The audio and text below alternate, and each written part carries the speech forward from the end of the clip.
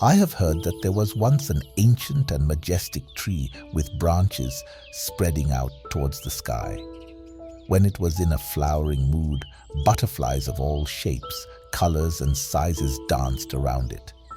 When it grew blossoms and bore fruit, birds from far lands came and sang in it.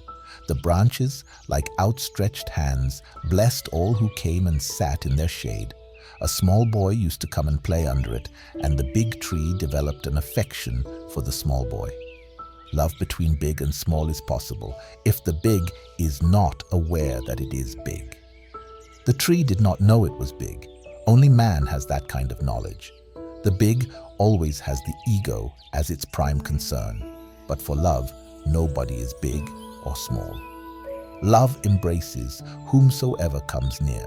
So the tree developed a love for this small boy who used to come to play near it. Its branches were high, but it bent and bowed them down so that he might pluck its flowers and pick its fruit.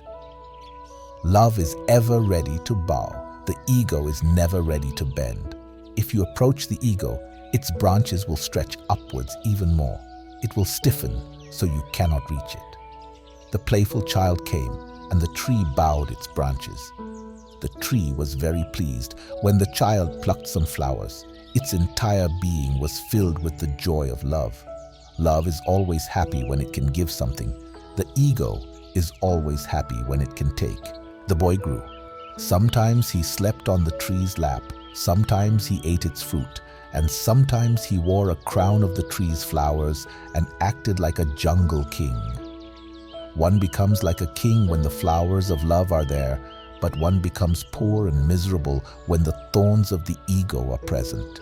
To see the boy wearing a crown of flowers and dancing about filled the tree with joy.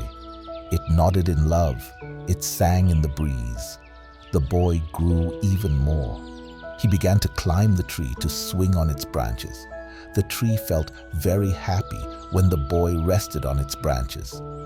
Love is happy when it gives comfort to someone. The ego is only happy when it gives discomfort.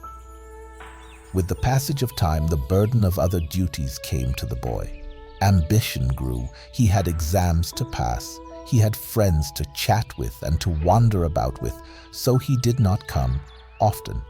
But the tree waited anxiously for him to come. It called from its soul, "Come, come, I am waiting for you." Love waits day and night, and the tree waited. The tree felt sad when the boy did not come. Love is sad when it cannot share. Love is sad when it cannot give. Love is grateful when it can share. When it can surrender totally, love is the happiest. As he grew, the boy came less and less to the tree. The man who becomes big, whose ambitions grow, finds less and less time for love. The boy was now engrossed in worldly affairs. One day, while he was passing by, the tree said to him, "I wait for you, but you do not come. I expect you daily." The boy said, "What do you have? Why should I come to you? Have you any money? I am looking for money." The ego is always motivated. Only if there is some purpose to be served will the ego come. But love is motiveless. Love is its own reward. The startled tree said, "You will come only if I give something." That which withholds is not love. The ego amasses, but love gives unconditionally. "We don't have that sickness, and we are joyful," the tree said. "Flowers bloom on us. Many fruits grow on us. We give soothing shade. We dance in the breeze and sing songs. Innocent birds hop on our branches and chirp even though we don't have any money. The day we get involved with money, we will have to go to the temples like you weak men do, to learn how to obtain peace, to learn how to find love. No, we do not have any need for money." The boy said, "Then why should I come to you? I will go where there is money. I need money." The ego asks for money because it needs power. The tree thought for a while and said, "Don't go anywhere else, my dear. Pick my fruit and sell it. You will get money that way." The boy brightened immediately. He climbed up and picked all the tree's fruit. Even the unripe ones were shaken down. The tree felt happy, even though some twigs and branches were broken, even though some of its leaves had fallen to the ground. Getting broken also makes love happy. But even after getting, the ego is not happy. The ego always desires more. The tree didn't notice that the boy hadn't even once looked back to thank him. It had had its thanks when the boy accepted the offer to pick and sell its fruit. The boy did not come back for a long time. Now he had money, and he was busy making more money from that money. He had forgotten all about the tree. Years passed. The tree was sad. It yearned for the boy's return, like a mother whose breasts are filled with milk but whose son is lost. Her whole being craves for her son. She searches madly for her son so he can come to lighten her. Such was the inner cry of that tree. Its entire being was in agony. After many years, now an adult, the boy came to the tree. The tree said, "Come, my boy, come embrace me." The man said, "Stop that sentimentality. That was a childhood thing. I am not a child anymore." The ego sees love as madness, as a childish fantasy, but the tree invited him. "Come, swing on my branches. Come dance. Come play with me." The man said, "Stop all this useless talk. I need to build a house. Can you give me a house?" The tree exclaimed, "A house? I am without a house. Only men live in houses. Nobody else lives in a house but man. And do you notice his condition after his confinement among four walls? The bigger his buildings, the smaller man becomes. We do not stay in houses, but you can cut and take away my branches, and then you may be able to build a house." Without wasting any time, the man brought an axe and severed all the branches of the tree. Now the tree was just a bare trunk. But love cares not for such things, even if its limbs are severed for the loved one. Love is giving. Love is ever ready to give. The man didn't even bother to thank the tree. He built his house, and the days flew into years. The trunk waited and waited.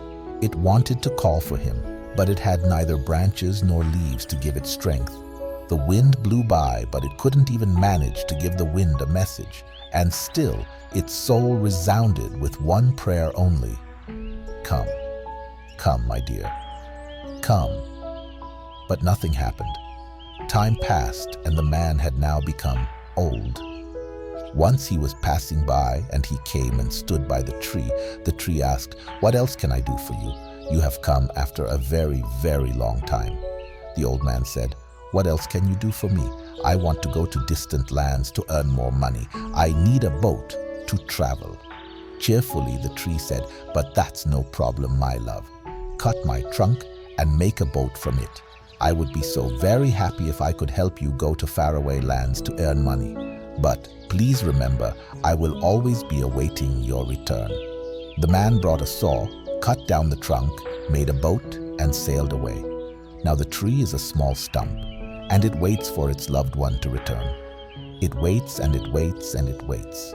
The man will never return. The ego only goes where there is something to gain.